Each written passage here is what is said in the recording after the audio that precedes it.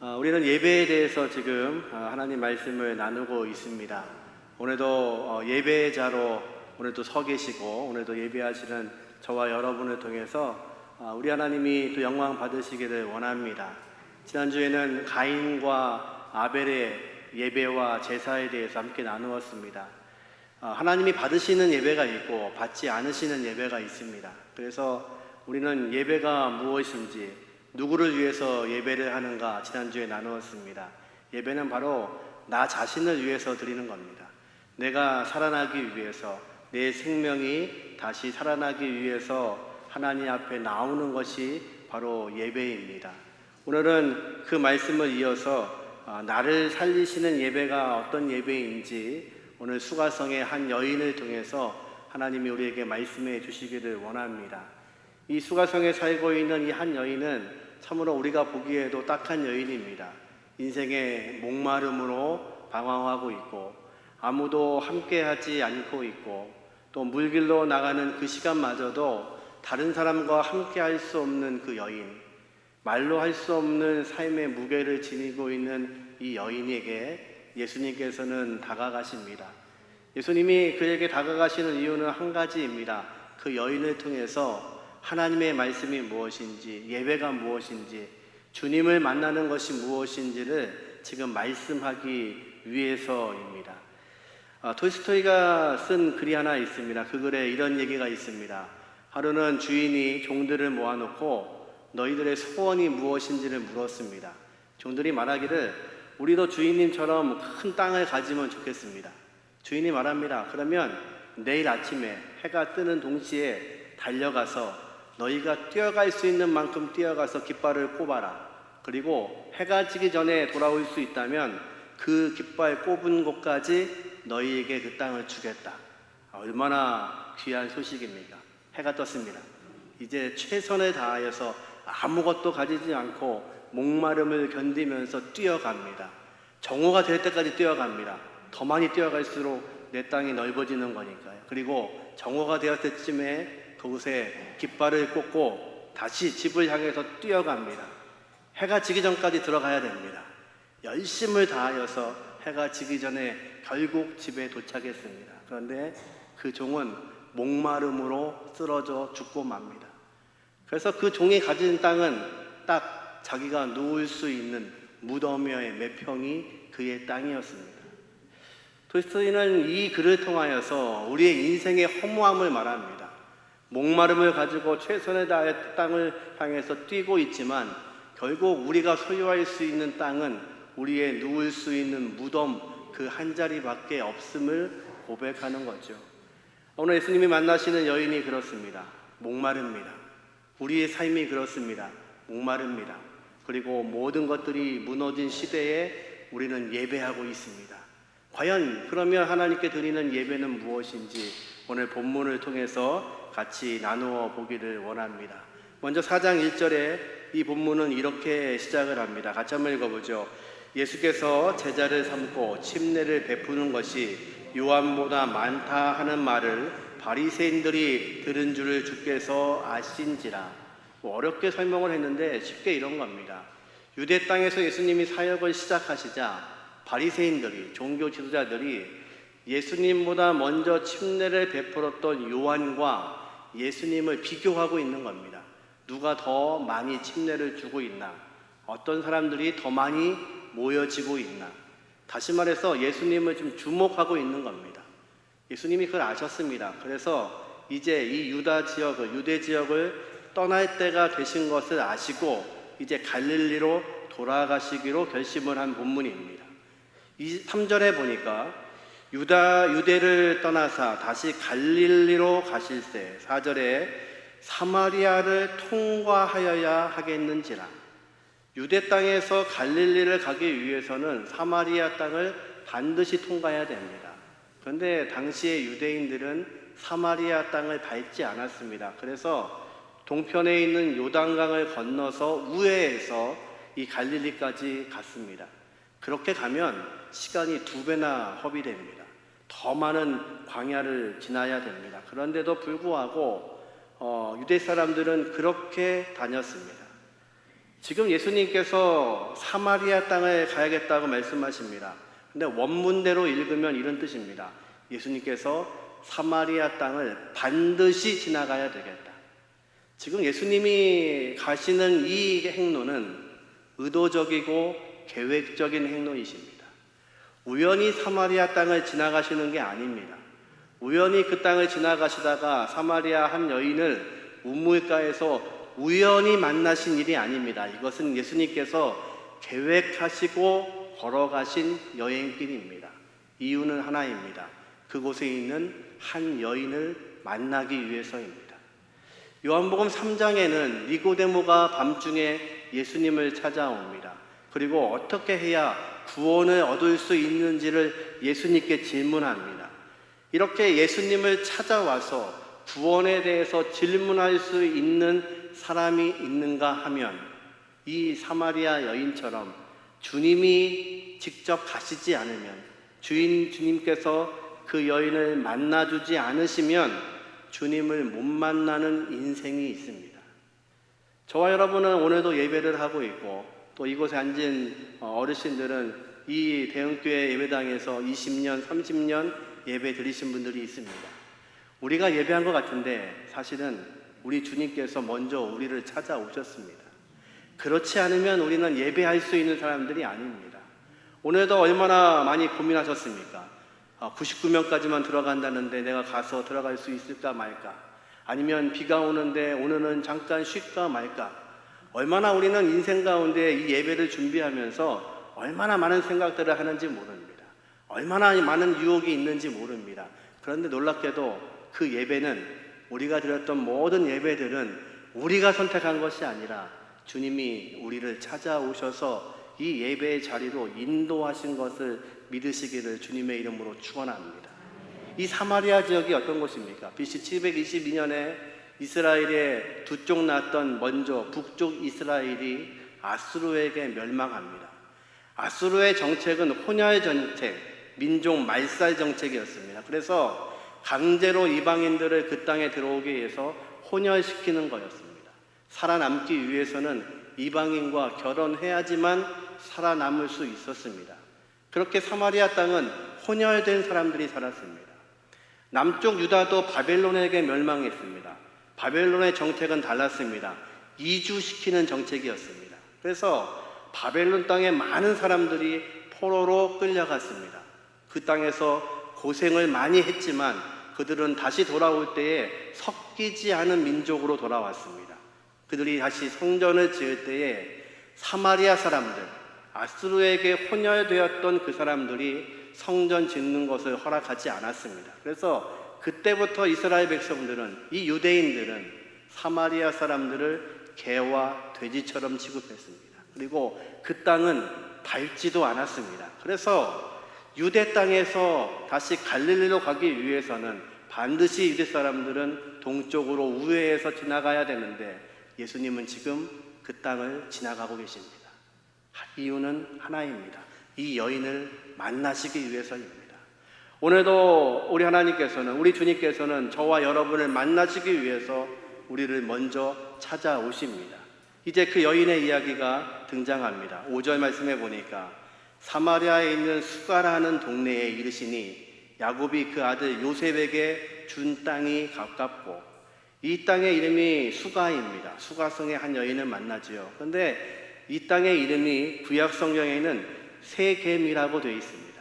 세겜이 어떤 곳이냐면 지금 설명하는 것처럼 야곱이 요셉을 위해서 주어진 땅입니다. 그리고 야곱이 요셉을 위해서 우물을 팠던 야곱의 우물이 있는 곳입니다. 그리고 여호수아 24장에 보면 여호수아가 이스라엘 백성들을 이 세겜 땅에 다 모이게 하고 마지막 설교를 합니다. 나와 내 집은 여호와만 섬기겠다. 너희는 섬길 자를 택하여라. 백성들이 말합니다. 우리도 여호와만 섬기겠습니다. 그렇게 약속했던 땅이 이 세겜입니다. 여기가 바로 신약시대에는 이름이 바뀌어서 수가라는 이름을 가지고 있습니다. 그곳에서 예수님이 지금 한 여인을 만나십니다. 6절에 보니까 같이 읽어보죠. 거기 또 야곱의 우물이 있더라. 예수께서 길 가시다가 피곤하여 우물 곁에 그대로 앉으시니 때가 6시쯤 되었더라. 예수님이 우물가에 가서 앉으십니다. 야곱의 우물입니다. 그리고 그곳에서 잠시 쉬십니다. 근데 원어의 뜻은 이런 겁니다. 목적지에 예수님이 도착하셔서 앉으시더라. 지금 예수님의 목적은 한 가지입니다. 이 수가성에 있는 사마리아 여인, 목말라 하고 있는 이 여인, 인생의 짐을 지고 풀지 못하고 있는 이 여인을 만나시기 위해서 직접 이곳에 오신 겁니다. 그리고 그 여인에게 이렇게 말씀하십니다. 7절 같이 한번 읽어보죠. 사마리아 여자 한 사람이 물을 기르러 왔음에 예수께서 물을 좀 달라 하시니, 예수님이 여인에게 말합니다. 물 좀 주시겠습니까? 이 본문이 참 은혜가 됩니다. 우리 주님이 지금 그 길을 걸어오시고 우물가에 앉으시고 여인에게 내가 지금 목이 마르니 나에게 물을 한 잔 달라고 주님이 말씀하십니다. 하나님이신 그분이, 인간의 몸을 입으신 그분이 우리 인간에게, 이 여인에게, 이 부족한 여인에게 말합니다. 나에게 물 좀 주시겠습니까? 놀랍게도 저와 여러분의 그 목마름을, 이 여인의 목마름을 우리 주님이 알고 계십니다. 오늘도 우리가 이 코로나의 상황을 살면서, 우리의 삶을 살면서 목말라하고 애타하고 갈급해서 쓰러져가는 이 여인의 모습이 어찌 보면 저와 여러분의 모습입니다. 그런데 감사한 것은 우리를 향해서 오신 그 주님께서 우리의 목마름을 아십니다. 주님께서 말씀하시는 겁니다. 내가 지금 목이 마른데 물 한 잔 나에게 줄 수 있습니까? 이 예배의 시간은 바로 주님이 저와 여러분을 찾아오시는 시간입니다. 목말라하고 있는 우리를 아시는 그분, 우리의 체질을 아시는 분, 우리의 환경을 아시는 분, 우리의 눈물을 아시는 그분께서 이 예배를 통해서 우리에게 다가오십니다. 그 예수님을 만날 수 있는 이 시간이 되시기를 주님의 이름으로 축원합니다. 예수님의 이 말에 여인은 이렇게 반응합니다. 9절입니다. 사마리아 여자가 이르되 당신은 유대인으로서 어찌하여 사마리아 여자인 나에게 물을 달라 하나이까? 아니 이는 유대인이 사마리아인과 상종하지 아니함이다. 여인이 까칠하게 말합니다. 당신 유대인 아닙니까? 난 사마리아 여인인데 어떻게 유대인이 나한테, 우리를 개처럼 여기는 당신이 나한테 물을 달라고 합니까? 왜 나한테 좀 수작을 겁니까? 이런 뜻입니다. 이 본문을 읽으면서 저와 여러분이 지금까지 드렸던 많은 예배 가운데 우리가 하나님을 향해서, 주님을 향해서 이렇게 반응했는지 모릅니다. 주님, 오늘 예배 드리고 가면 예배당 밖에서부터는 저 아는 척 하지 마십시오. 저 상관하지 마십시오. 제가 제 마음대로 살다가 다음 주가 되면 다시 돌아오겠습니다. 그리고 하나님 앞에 예배 드릴 때 그때는 말씀하십시오. 그때는 은혜를 주십시오. 그때는 말씀하셔도 내가 듣겠습니다. 그때 내가 회개하겠습니다. 어찌 보면 우리가 그렇게 살았는지 모릅니다. 지난주 설교 기억나시죠? 하나님은 가인과 가인의 제사, 아벨과 아벨의 제사를 보셨습니다. 예배하는 그 시간이 진정 예배의 시간이 아니라 그 예배까지의 모든 시간과 삶이 하나님이 보시는 예배입니다. 이 여인은 지금 하나님이신 그분이, 자신에게 물을 달라고 하시는 그분이 누구인지를 알지 못합니다. 그리고 말합니다. 상관 안 하는 당신들이, 우리와 상관하지 않는 유대인인 남자인 당신이 나에게 왜 이런 이야기를 합니까? 어찌 보면 우리가 예배 외의 시간을 이렇게 살았는지 모릅니다. 주님, 저 좀 내버려 두십시오. 제가 세상에서 살다가 주일날 되면 돌아갈 겁니다. 그리고 회개할 겁니다. 그러면 그때는 말씀하십시오. 그때는 제가 회개하겠습니다. 이 여인에게 주님은 따뜻하게 이렇게 말씀하십니다. 10절 같이 한번 읽어보겠습니다.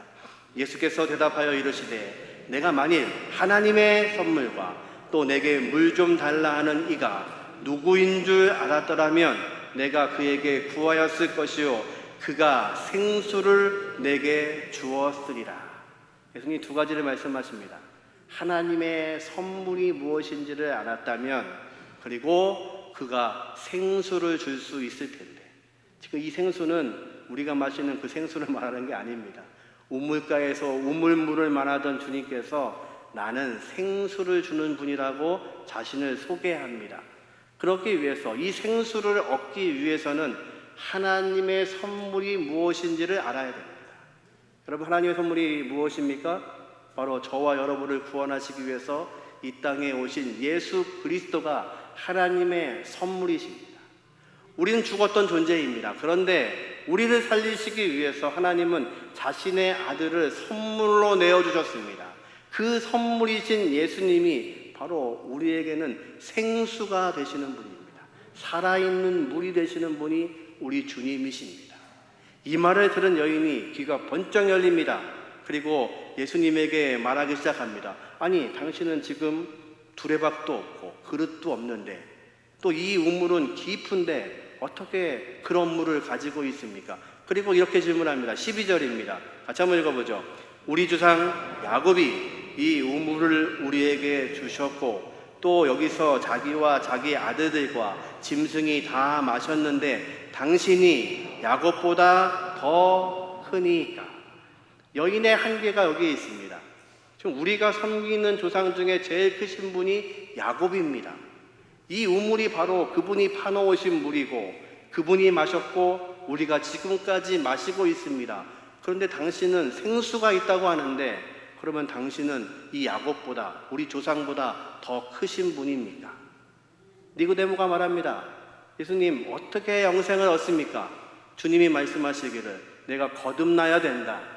니고데모가 말합니다. 아니, 이 나이에 어떻게 어머니 뱃속에 들어갔다 나옵니까? 이 니고데모도 이 여인도 예수님을 이해하는데 한계가 있습니다. 그 한계에 대해서 예수님이 이렇게 설명하십니다. 13절을 같이 한번 읽죠. 예수께서 대답하여 이르시되 이 물을 마시는 자마다 다시 목마르려니와. 여러분, 인생의 문제는 무엇입니까? 그 물을 마시고 있어도 여전히 목마르는 겁니다.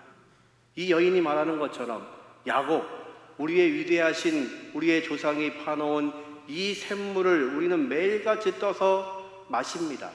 그래서 이것을 마시지 않으면 우리는 살 수 없기 때문에 아무도 없는 시간을 틈타서 나는 매일같이 이 물을 기를 수밖에 없습니다. 그런데 그 물의 특징은요, 마시고 마셔도 여전히 목마르다는 겁니다. 저와 여러분의 인생의 문제는 그겁니다. 마시고 마셔도, 가져도 끝없이 달려가도 마치 땅끝까지 가서 깃발을 꽂으려고 달려가는 그 종처럼 최선을 다하여 목말라 가지만 결국 내가 가질 수 있는, 소유할 수 있는 것이 아무것도 없습니다. 코로나의 상황이 우리의 모든 것들을 어렵게 하고 목마르게 합니다. 예, 세상의 모든 것들은 목말라집니다. 예수님이 그걸 말씀하시는 겁니다. 이 물은, 네가 말하고 있는 그 야곱의 우물은 먹어도 목마를 수밖에 없지만 주님이 주시는 물은 다르다고 말씀하십니다. 14절 같이 한번 읽습니다. 내가 주는 물을 마시는 자는 영원히 목마르지 아니하리니 내가 주는 물은 그 속에서 영생하도록 솟아나는 샘물이 되리라. 아멘. 믿으십니까? 예배는 바로 이겁니다. 샘 솟아주시는, 샘이 되시는 예수님께서 우리 안에 거하심으로 영원히 끊어지지 않는 샘물이 솟아나는 겁니다.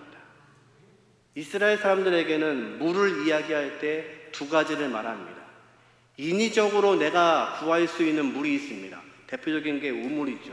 우물을 파면 물이 나옵니다. 물론 이스라엘 땅은 아무 곳이나 판다고 물이 나오지 않습니다. 이삭이 가는 곳마다 다투지 않고 우물을 파면 팔 때마다 물이 나오죠. 이거는 놀라운 하나님의 은혜입니다. 그래서 이스라엘 백성들은 인위적으로 구할 수 있는 물이 우물을 파는 겁니다. 두 번째는 웅덩이를 파놓는 겁니다. 웅덩이를 파놓으면 우기가 되어서 비가 오면 그 웅덩이에 물이 찹니다. 그 물을 가지고 농사를 짓기도 하고 또 양들을 먹이기도 하고 자신들이 먹기도 합니다. 이건 인위적인 물입니다. 그런데 하나님이 주시는 물이 있습니다. 샘입니다. 샘은 내가 만들지 않았지만 계속해서 올라오는 물을 샘이라고 말합니다.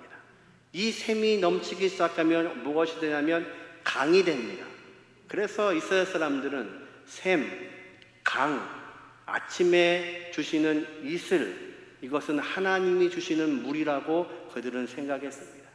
그래서 이사야서에 하나님은 어떠신 분이냐면 광야에 길을 내시고 사막에 샘을 내시고 강을 내시는 분이 하나님이라고 말씀합니다. 하나님의 능력이 바로 거기에 있습니다. 지금 예수님께서는 우물에서 시작해서 샘물로 바꾸셨습니다.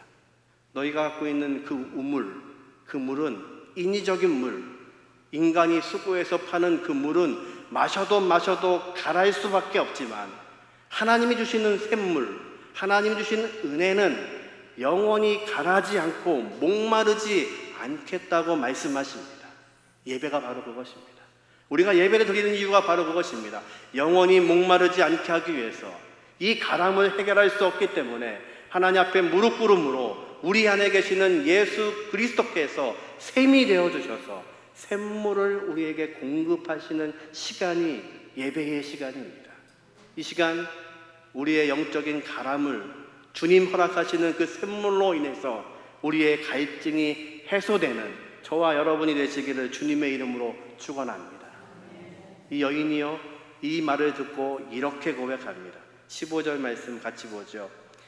여자가 이르되 주여 그런 물을 내게 주사 목마르지 않고 또 여기 물 기르러 오지도 않게 하옵소서. 이 자막을 그냥 한번 보십시오. 그런 물이 있으면 저 주십시오. 당연하죠. 저도 그런 물이 있으면 달라고 할 겁니다. 그런데 그 물을 달라고 하는 이유를 빨간 글씨로 제가 써놨습니다. 왜요? 무슨 이유로요? 물 길러 다시 오지 않도록 하기 위해서 그 물을 달라는 겁니다. 이 여인이 지금 일하기 싫다는 얘기가 아닙니다. 이 물 길러 온다는 이 이야기는 이 여인의 삶의 모든 무게가 담겨있는 말입니다.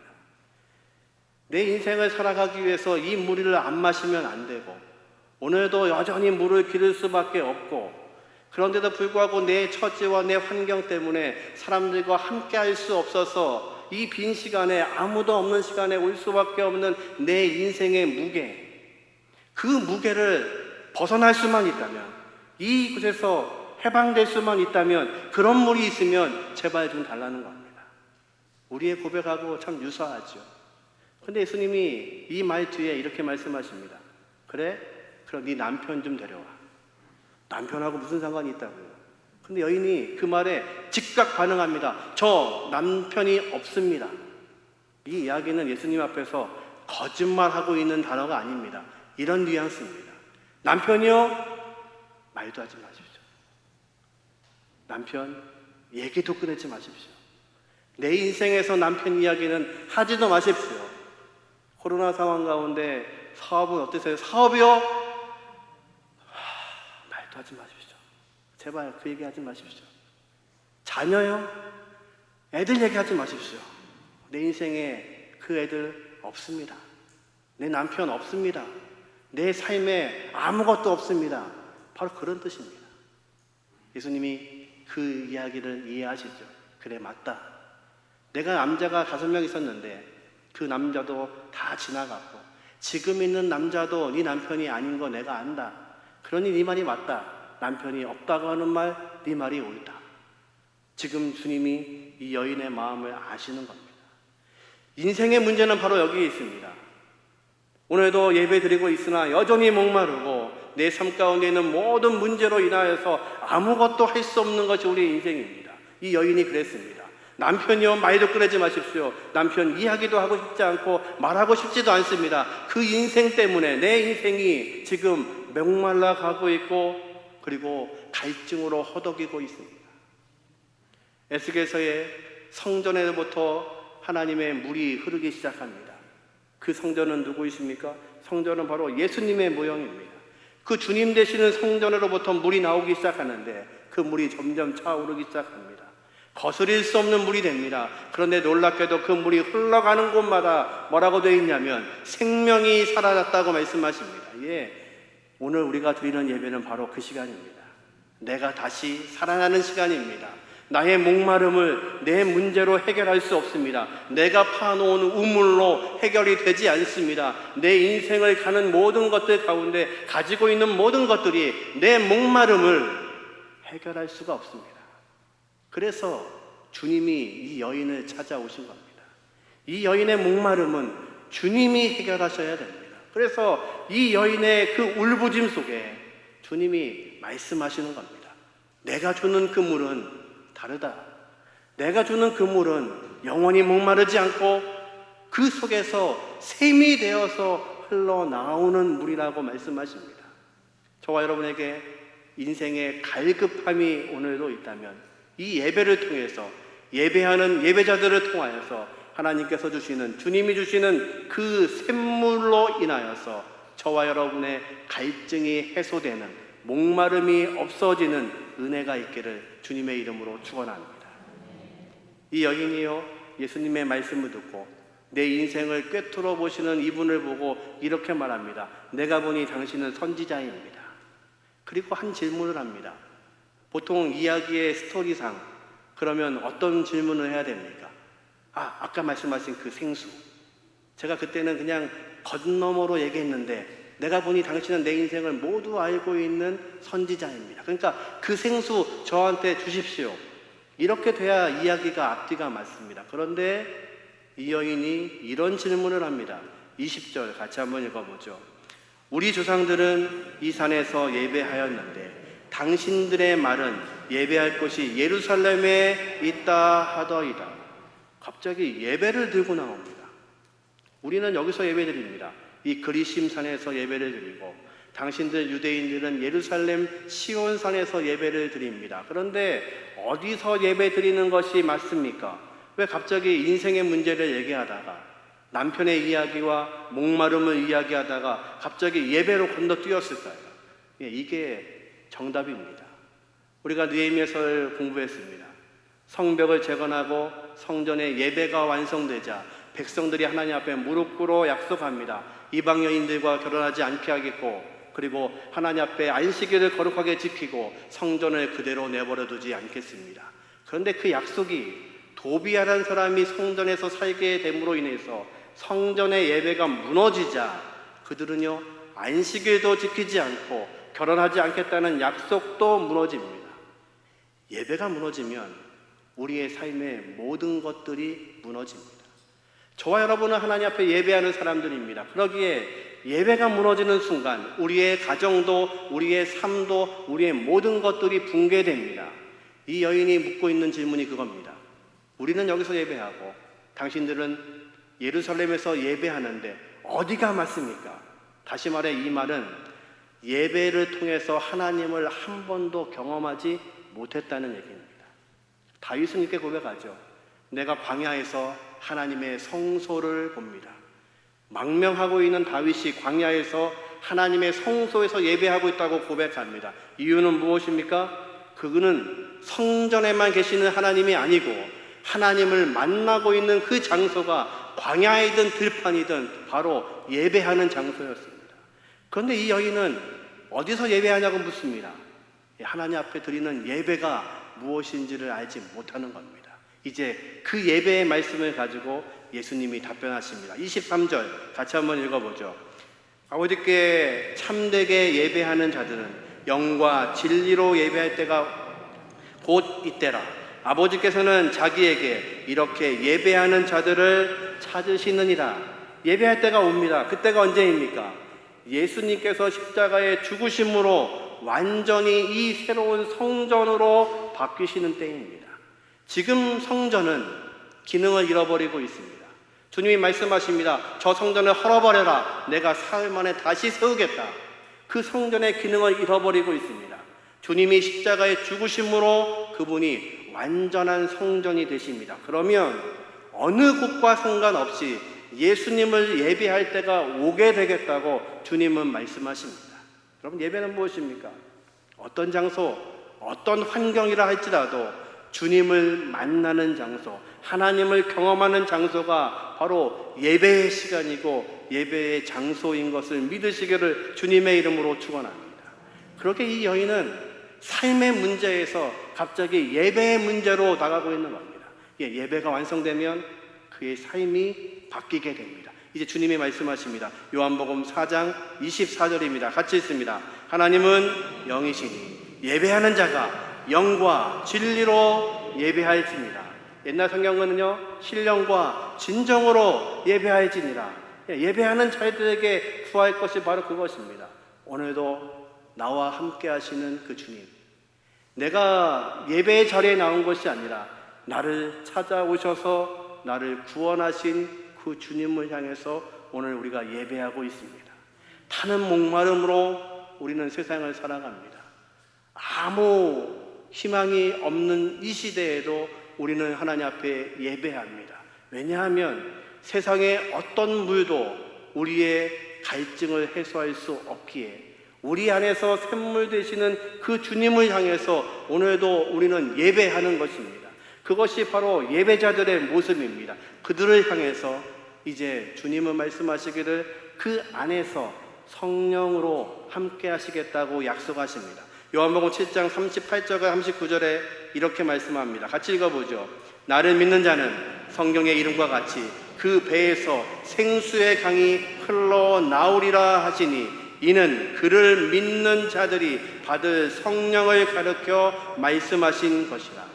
예수님께서 초막절에 하나님의 번제단에 백성들이 가서 물을 길어서 번제단에 부으면서 하나님, 이 땅은 마른 땅입니다. 하나님이 비를 주시지 않으면 농사할 수 없는 날입니다. 그래서 이 초막절에는 하나님의 번제단에 물을 갖다가 드리면서 기도하는 때입니다. 그 기도하고 있는 백성들 옆에서 예수님이 하신 말씀입니다. 나를 믿는 자는 성경의 이름과 같이 그 배에서 생수의 강이 흘러 넘치리라. 그것이 우리의 믿음입니다. 바로 그것을 위해서 우리에게 성령을 허락해 주셨습니다. 그 성령이 떠나지 않으시고 우리 안에 거하십니다. 그래서 우리 안에서 생수의 강을 흘러 넘치게 하시는 분이 우리 주님이 허락하신 성령이십니다. 예배는 바로 그 성령님과 함께 드리는 겁니다. 성령님을 바라보고 오늘도 무릎 꿇고 있는 것입니다. 어려운 시대를 살고 있습니다. 예배가 무너져가는 시대에 살고 있습니다. 그러기에 우리는 이 예배를 기억해야 됩니다. 예배는 바로 저와 여러분을 살리는 시간입니다. 그래서 우리는 간절해야 됩니다.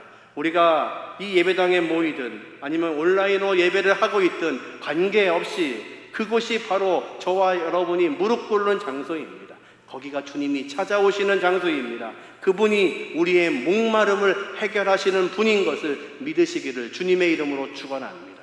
오늘도 이 예배를 통하여서 저와 여러분의 삶이 변화되기를 주님의 이름으로 축원합니다. 오늘도 이 예배에서 승리하게 하여 주심으로, 오늘도 예배자로 살게 하여 주심으로 하나님 허락하시는 우리의 생수 되시는 그분이 우리의 목마름을 채우시고 우리의 갈증을 해결케 하시는 은혜가 있기를 주님의 이름으로 축원합니다. 말씀을 정리합니다.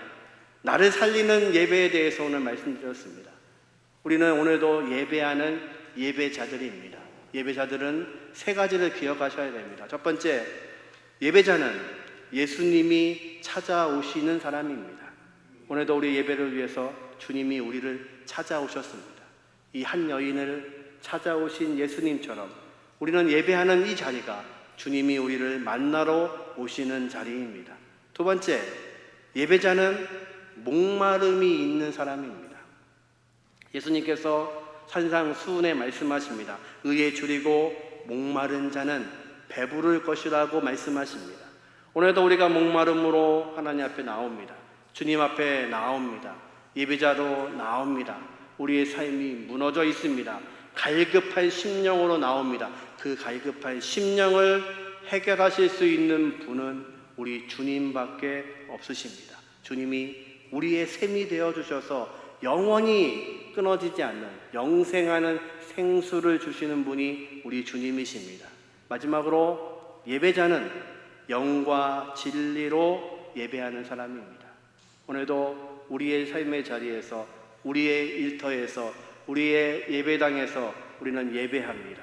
그러면서 내가 나에게 허락하신 그 성령으로 이 시간 예배하고 있습니다. 우리의 예배를 통해서 하나님이 기뻐 받으시고 우리의 삶을 통하여서 우리가 예배의 자리로 예배자로 헌신될 수 있는 저와 여러분이 되시기를 주님의 이름으로 축원합니다. 우리 다 자리에서 일어나셔서 우리 헌신의 마음을 담아서 같이 찬송하겠습니다.